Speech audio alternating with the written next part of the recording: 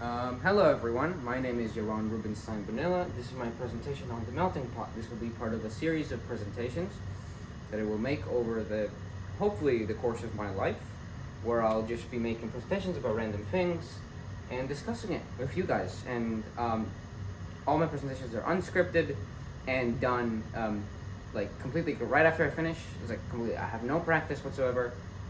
Second time I'm looking at all these slides basically. So let's start. So first, what is the melting pot? Well, first of all, it's not a crucible or the famous fondue restaurant, the melting pot. It's the melting pot. It is a theory or metaphor. It was first used around the 1780s and is a very big part of political discussion in terms of culture in different countries and what to do with it.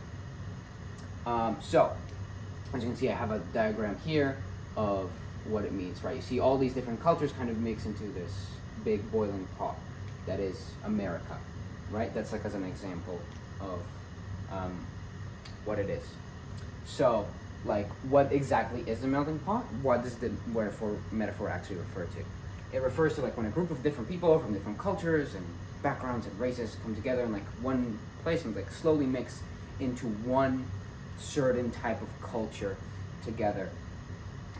This usually refers to when immigrants come to a different country, right? For example, when they come to the U.S.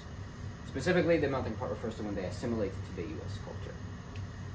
So differences in definition, as I said before, some think that the melting pot involves full assimilation into the culture that they're coming into, right?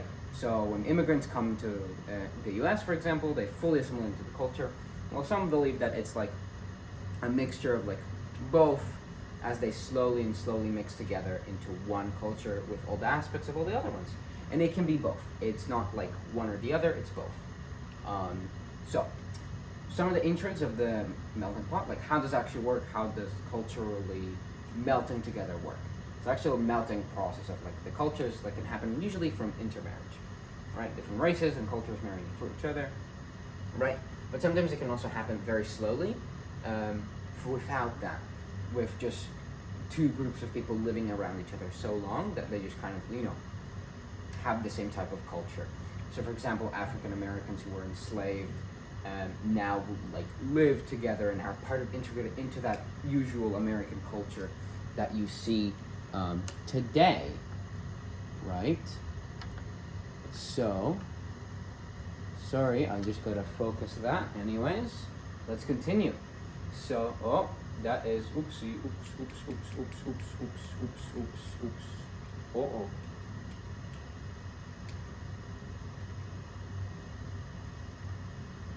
Actually, give me 1 second.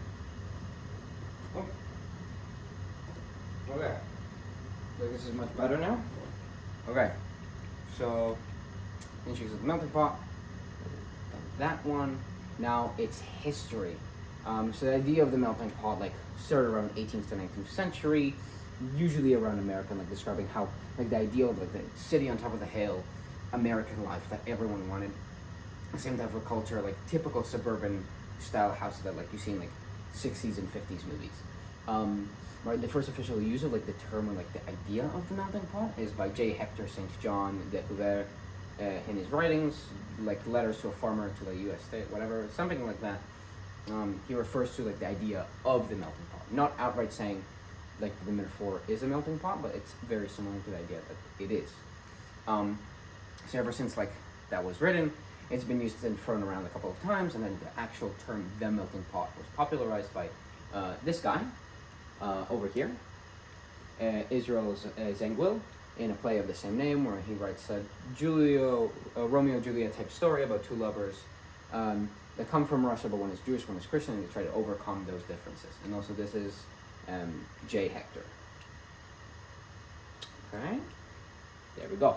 Now in the Olympics is a great way to show a bunch of things about culturally assimilating and also the melting pot. The Olympics is a great way to show how countries with multiple different cultures mix together, integrate and evolve together, right? And all the backgrounds and races of people, so how great it is and how a diverse of people, a group of people they are, and how and it puts in the front those countries, and shows how progressive and new they are, as well as promoting that idea of the melting pot in the process, not intentionally but unintentionally, right? In the way where like many different it's like how great it is, that idea of like multiple cultures together being integrated into like one system that involves everyone. And then again, here you can see a picture of like the U.S. At the Olympics, and you can spot a bunch of people from different races. Here's like a black person, here's a person, an Arab person, and then there's like a bunch more. It's a bit blurry because I don't have the best projector, but you get the idea. Oh, come on, man. Yeah, frickin'. Oh, okay. No, what is it doing that? No, oh my god.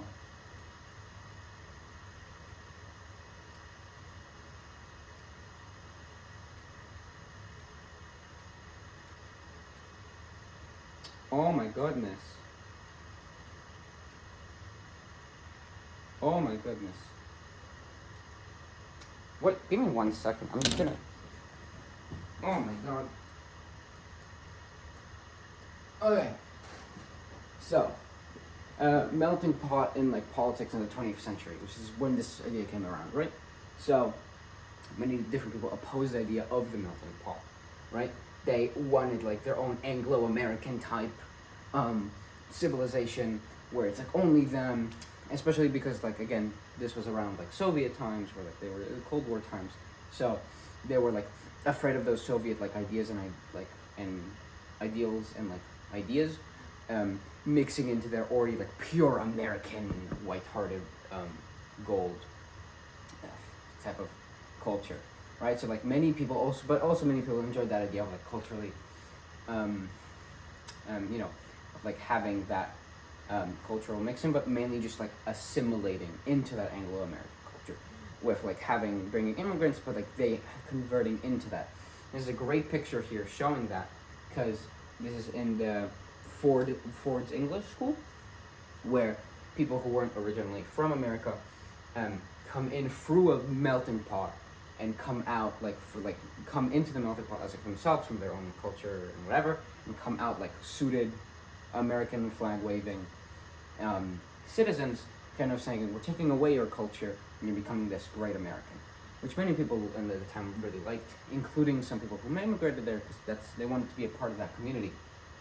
So again, this developed and then again, so because of like these sides of like wanting people to like assimilate, many leftist type of intellectuals came up with the idea of cosmopolitanism, which was like kind of like a together type world identity that everyone has, that everyone's a part of, and then like cultural pluralism, where people can still kind of accept their cultural ideas as long as they conform with the society that they're a part of. So like for example, with Sikhs carrying a knife, that wouldn't be cultural pluralism, because it's not part of like the things that like the culture and that Anglo-Americans have, because you can't carry a knife around, for example, right?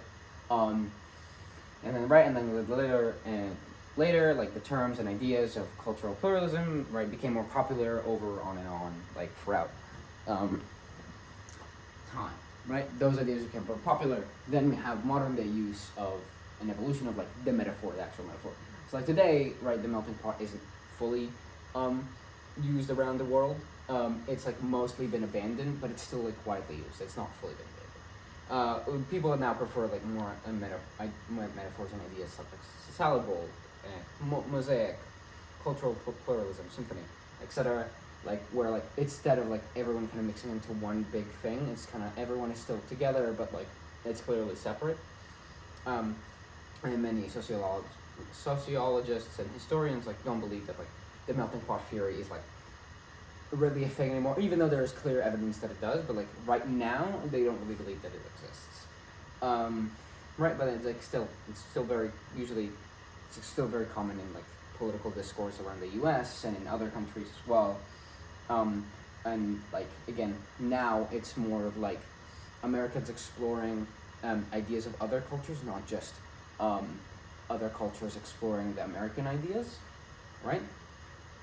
And it's just kind of going both ways now instead of the one way where it was before. Now, how does the melting pot theory look around the world, right? We've talked about the melting pot ideas now and how it works and everything like that. How does this look like around the world? What does it actually look like everywhere else, right? So, first let's look at America, because that's what we've been talking about for quite a while now, right? Especially Canada and America together, they're kind of like a group in terms of cultural assimilation and the melting pot theory. It's like many Europeans first immigrated to the US, right?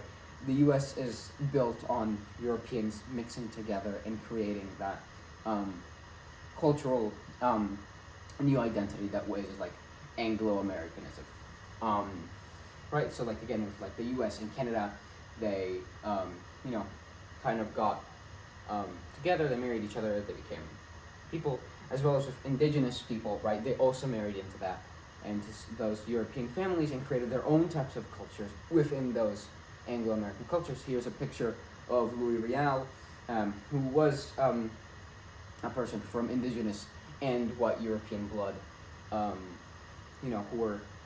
he's a very famous person for that, and wanting to advocate for those people, because they were prosecuted, of course they were, right? And then again, with same with black families that married into each other, all these people kind of married together, and kind of developed this one culture, right?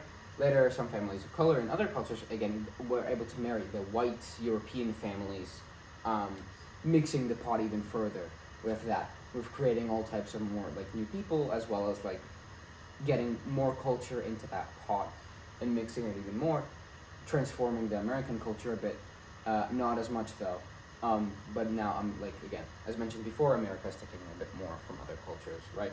And then immigration is again a big part of the American melting pot and why it's happening and stuff, right? That's a big part, just immigration. So here are some more aspects of the American melting pot. So modern immigrants, and African Americans, black people, recently have been more integrated into it, again, and changing the pot for the better, adding more proper different types of cultures and exposing those ideas. And again, media has influenced and projected the idea of a more widely racial melting pot, where it's a more variety of people. And then here's another thing that kind of happened in history that's part of the U.S. and Canada, not really, it's kind of a bit separate, but still important. It's again Hawaii. The melting pot is also very prevalent, as U.S. colonists, when they came to Hawaii, they married into those indigenous families as well. And now there's a big problem with that, with new immigrants coming to Hawaii, and those indigenous and kind of half white, half indigenous people being angry at those who are and kind of mean towards those people who aren't originally from the islands, right? So now let's continue with other melting pots. It says pot, no, it does say pots. I thought it said poise. Anyways, so in ancient times, mainly the American, you can see the melting pot theory a bit, but it was mainly used for peace agreements with other nations and to threaten other barbarians and slave traders, right? It was mainly just with royalty, right? But then again, once those peace offerings came in and those peace treaties, people moved back and forth for countries, they married each other, causing some similarities in the cultures. That's why European cultures are very similar in terms of that range, and in terms of other areas around the world, because people marry each other and move back and forth, right? Mexico, unlike the U.S., right? Instead of other cultures coming in and assimilating into that culture that's already there, it's very, very prevalent that all those cultures add to the Mexican culture. Again, with Spanish colonization and all of that, that's very obvious. But again, with other races immigrating, Arabs, black people, Jewish people, all those types of people added to that culture.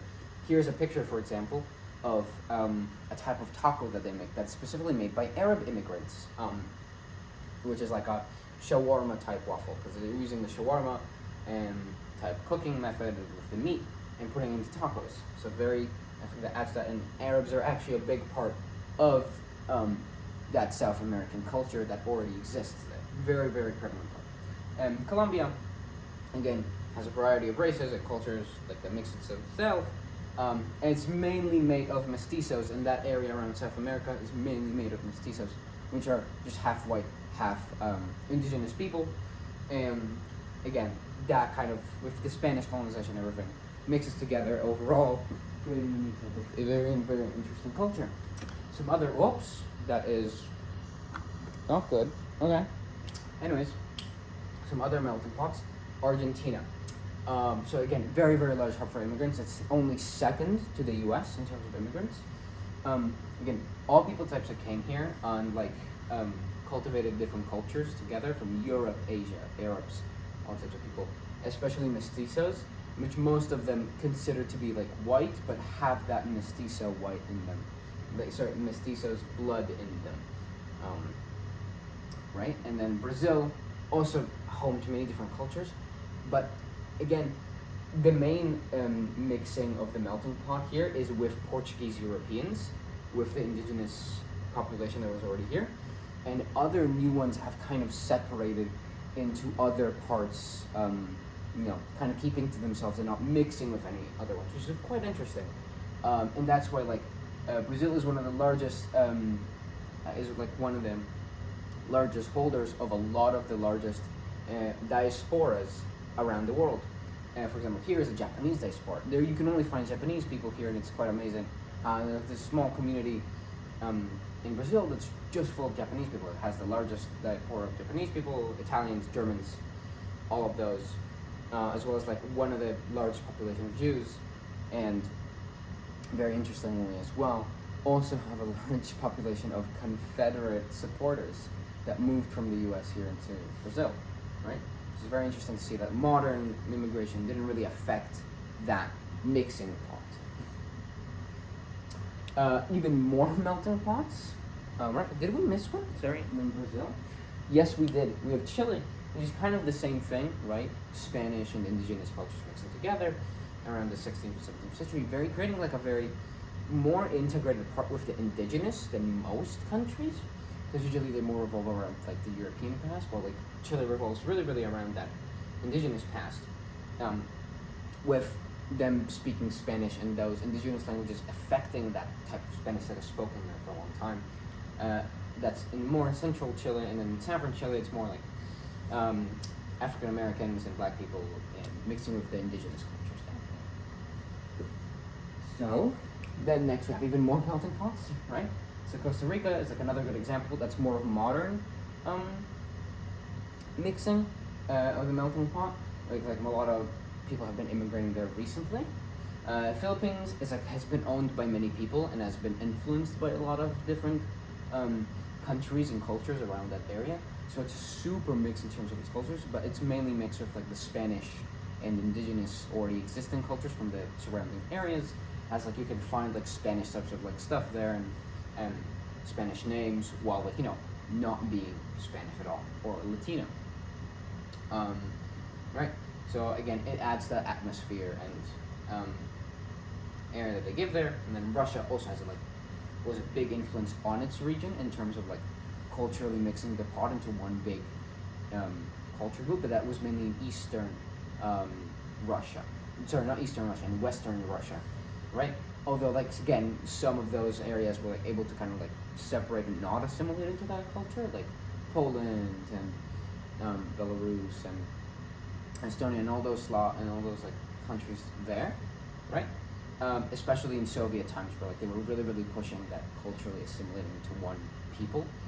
But then again, in terms of Eastern Russia, where it's completely different, with all different types of cultures and people down there that have no relation to the central Moscow state, right? Because they look completely different. They don't even look like they should be what you would think would be in Russia. Those over here is a picture of one of those cultures. They live more in Eastern Russia, right? And they kind of created their own cultures there, not assimilating into those Western, Russian, usual Russian culture, which is also quite interesting after Russia colonized and spread throughout that entire area, how they were able to keep that culture. And then next, just a couple more. So in Afghanistan, usually the process of the Afghanistanian melting pot is quite recent, because of Afghanistan wasn't really a country until a couple years ago. So usually, so now the Afghanistan state was meant to be a Pashtun state, which is the type of culture that was mainly meant to be for the Afghanistan state, or what we refer to Afghanistan, right? But it also included like a bunch of other mixes of cultures from around the area. So together they've kind of been creating this like new meaning of what it means to be an Afghan, and culturally making and mixing together in that melting pot to like a new culture. But it's also been very, very affected by the Taliban and the regime. They're mainly Pashtuns, the Taliban, and they're like kind of like anti other cultures and like want to like have that one reforming too. That one culture. From the basic understanding, I didn't do very much research with the Taliban. I might do a presentation on it later if it comes up in a random Wikipedia article. Anyways, let's continue.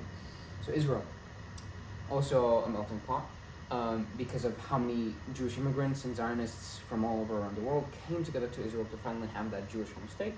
But it's less of like a metaphor there and a theory, and more of like an actual policy that the government put there to have that culture. Because also the government, when they created it, wanted to have one culture and one peoples in Israel. So like they forced like mandatory like change your name to more of a Hebrew name, abandon that like Yiddish and Ashkenazi type culture that you were part of before coming into Israel, to become more of that Israeli type culture. So it's more of assimilating into that culture, but it's assimilating by will and by wanting to assimilate, not by the need to assimilate, but the wanting to assimilate. And many people from that side say, "Oh, that's so terrible." But like again, this is what they kind of wanted. They wanted to keep some of their past, again, for sure, because you always want to keep some of their past, but like but they wanted to assimilate into this one group of Jewish people who live in this state and own it. And it's very interesting with that. And so they've been kind of, Israeli government has been kind of pushing it a bit. In the early days, like again, immigration was kind of bogged down a bit.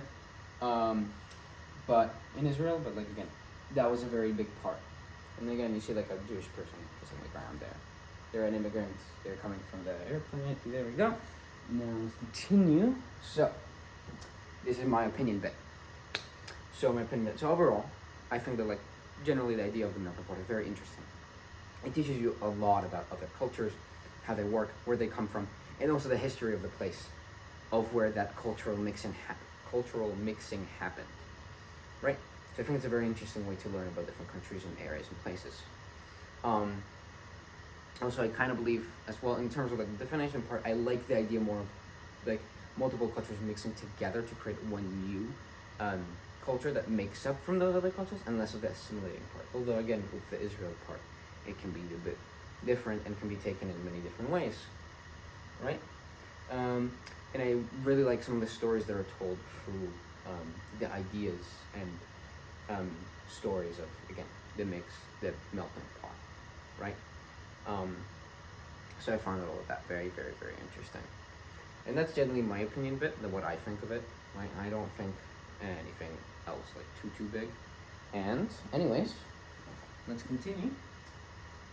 These are my sources. I will put them in the description for people to check. I mainly use Wikipedia because I'm just kind of looking for like a big overview of the thing that I'm talking about, kind of like a 20-minute crash course about like just general information, and then a bunch of other stuff to kind of support those ideas that I talked about.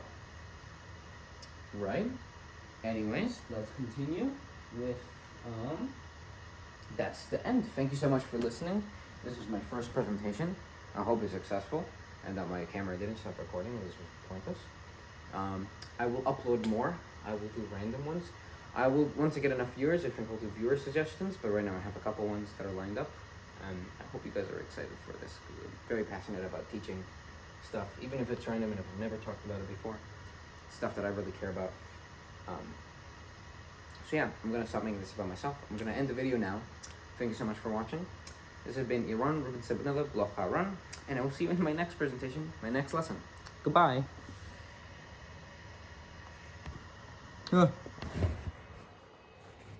Oh, stop recording.